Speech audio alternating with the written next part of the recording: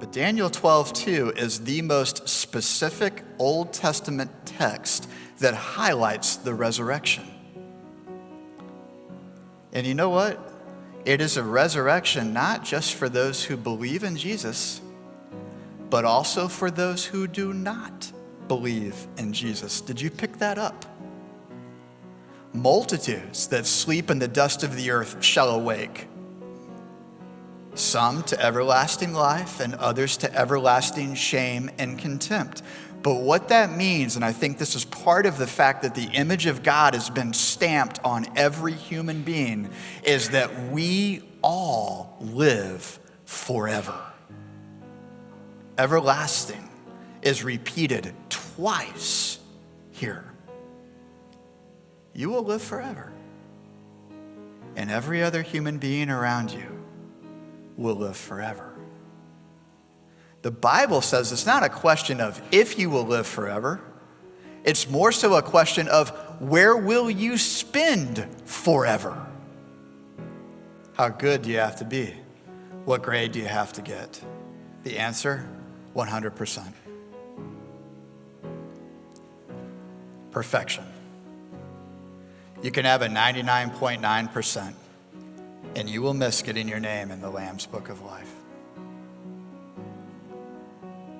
And you look and go, well, then who are the people that Michael and the man in white linen are talking about that make it into the book? Because last time I checked, to be human is to err. No human being is perfect.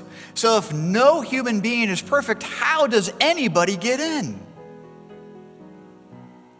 Well, there was one human who was perfect. His name is Jesus. And those that get into the Lamb's Book of Life get in on his merit and not our own. But let's go back to this distinction at the time of the resurrection. You and I owe a debt. It is a debt that no matter how wealthy you are, you and I can never pay. Somebody's got to pay that debt.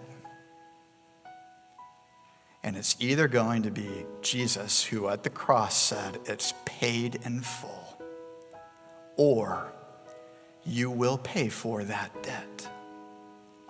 Because you do not have the money and wherewithal to pay that debt. If you attempt to pay that bill, it will lead to you waking up in shame and everlasting contempt, which is a reference to a place called hell, which is separation from God. And you will never end paying that debt. Or you look to the cross and you look to Jesus. And Jesus, who said, the last thing he said from the cross, it is finished, paid in full. And Jesus is walking around and saying, you know that sin debt? Because you got a 72 and you got a 63 and you got an 89, which means you were pretty good, but it's still not 100.